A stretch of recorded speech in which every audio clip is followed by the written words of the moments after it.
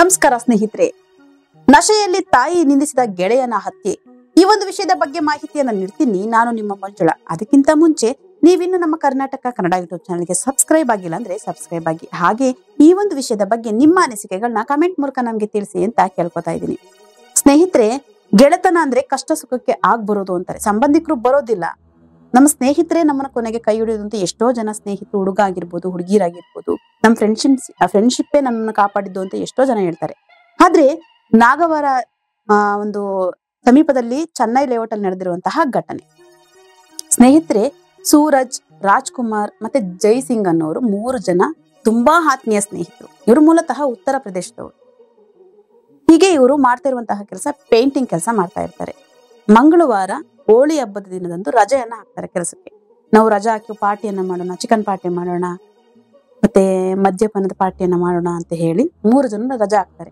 ಹಾಗೆ ಪಾರ್ಟಿ ಅಂದ್ರೆ ಅಡುಗೆಯನ್ನು ಮಾಡೋ ಸಂದರ್ಭದಲ್ಲಿ ಮದ್ಯಪಾನವನ್ನ ಸೇವನೆ ಮಾಡ್ತಾ 3 ಜನನು ಒಂದು ಪಾರ್ಟಿಯನ್ನ ಮಾಡ್ತಾ ಇರ್ತಾರೆ. ಅದೇ ಸಮಯದಲ್ಲಿ ರಾಜ್ಕುಮಾರ್ ಅನ್ನೋರು ಸೂರಜ್ ಅನ್ನೋರ್ ತಾಯಿಯನ್ನ ಕ್ಷುಲ್ಲಕವಾಗಿ ಏನೋ ಒಂದು ಮಾತಾಡಿದಾಗ ಸೂರಜ್ ಅವ್ರಿಗೆ ಒಂದು ಕೋಪ ಬರುತ್ತೆ. ಕೋಪ ಅಂತಂದ್ರೆ ಯಾರೇ ಆಗ್ಲಿ ನಮ್ಮ ತಾಯಿನ ಏನಾದ್ರು ಅಂದ್ರೆ ಹೇಗೆ ಕೋಪ ಬರುತ್ತೆ ಅಂತ ಅಂದ್ರೆ, ಯಾಕೆ ಅನ್ಬೇಕು, ನಮ್ಮ ತಾಯಿನ ನಾವೇ ಅನ್ನೋದಿಲ್ಲ, ನೀನೇನ್ ಅನ್ನೋದೊಂದು ತುಂಬಾ ಕೋಪಕ್ಕೆ ಈಡಾಗಿ ತನ್ನ ಗೆಳೆಯನಿಗೆ ದೊಣ್ಣೆಯಿಂದ ತಲೆಗೆ ಹೊಡಿತಾರೆ. ರಾಜ್ಕುಮಾರ್ ಅನ್ನೋರಿಗೆ ಸೂರಜ್ ಅನ್ನೋರು ಹೊಡೆದು ಕೆಳಗಡೆ ಬಿದ್ದಾಗ ಚಾಕುವಿನಿಂದ ಕತ್ತನ್ನ ಕೊಯ್ತಾರೆ 2 ಸಾರಿ. ಕೊಯ್ದ ತಕ್ಷಣನೇ ಅಲ್ಲಿದ್ದಂತಹ ಜೈಸಿಂಗ್ ಮತ್ತೆ ಸೂರಜ್ ಅನ್ನೋರು ಪರಾರಿ ಆಗ್ತಾರೆ, ಓಡೋಗ್ತಾರೆ, ಸಿಗಲ್ಲ. ಮಾಡಿರುವಂತಹ ಕೆಲಸ ಎಂತದ್ದು, ಮಾಡಬಾರ್ದು ಕೆಲಸ ಮಾಡ್ಬಿಟ್ಟು ತಪ್ಪಿಸ್ಕೋತಾರೆ. ಅಯ್ಯೋ ನಾವು ಮುಂದೆ ಏನಪ್ಪ ನಮ್ಮ ಜೀವನ ಅಂತ ಓಡೋದಾಗ ಅಲ್ಲಿದ್ದಂತಹ ಅದೇ ಬಿಲ್ಡಿಂಗ್ ಅಲ್ಲಿದ್ದಂತಹ ಯಾರೋ ಒಬ್ರು ಹೊರಗಡೆ ಬಂದಾಗ ಏನಿದು ಮನೆ ಮುಂದೆ ರಕ್ತದ ಕಲೆ ಅಂತ ಒಳಗಡೆ ಹೋಗಿ ನೋಡಿದಾಗ ಗೊತ್ತಾಗುತ್ತೆ.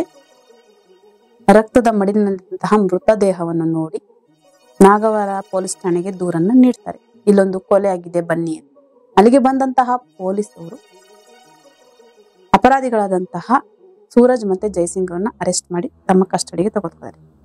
ನೋಡಿ ಸ್ನೇಹಿತರೆ, ಹೆಂಗೆ ಏನಿದೆಲ್ಲ, ಈಗ ಒಂದು ಆಗ್ಬಾರ್ದು ಅನಾಹುತ ಆಗೋಕೆ ಕಾರಣ ಏನು? ಕೋಪ. ಈಗ ಕೋಪಕ್ಕೆ ಮೂಗು ಕುಯ್ಕೊಂಡಿರೋ ಮೂಗು ಯಾವತ್ತೂ ಬರೋದಿಲ್ಲ. ಹಾಗೆ ಆಗ್ಬಾರ್ದು ಅನಾಹುತ ಆದ್ರೆ ಮತ್ತೆ ಸರಿ ಮಾಡೋಕಂತೂ ಆಗಲ್ಲ. ಸೂರಜ್ ಅವರ ಅಮ್ಮನ ಯಾರು ನೋಡ್ಕೋತಾರೆ, ತಾಯಿಯನ್ನ. ಈ ಕಡೆ ರಾಜ್ಕುಮಾರ್ ಫ್ಯಾಮಿಲಿನ ಯಾರು ನೋಡ್ಕೋತಾರೆ, ಇವರಿಗೆ 35 ವರ್ಷ ರಾಜ್ಕುಮಾರ್ ಅವ್ರಿಗೆ. ಮತ್ತೆ ಅವ್ರ ಫ್ಯಾಮಿಲಿನ ಯಾರು ನೋಡ್ಕೋತಾರೆ, ಜೈಸಿಂಗ್ ಅವ್ರ ಫ್ಯಾಮಿಲಿ ಯಾರು ನೋಡ್ಕೋತಾರೆ. ಬೇರೆ ಯಾರಾದ್ರೂ ಈ ಘಟನೆ ಮಾಡಿದ್ರೆ ಏನೋ ಅನ್ಬೋದಿತ್ತು.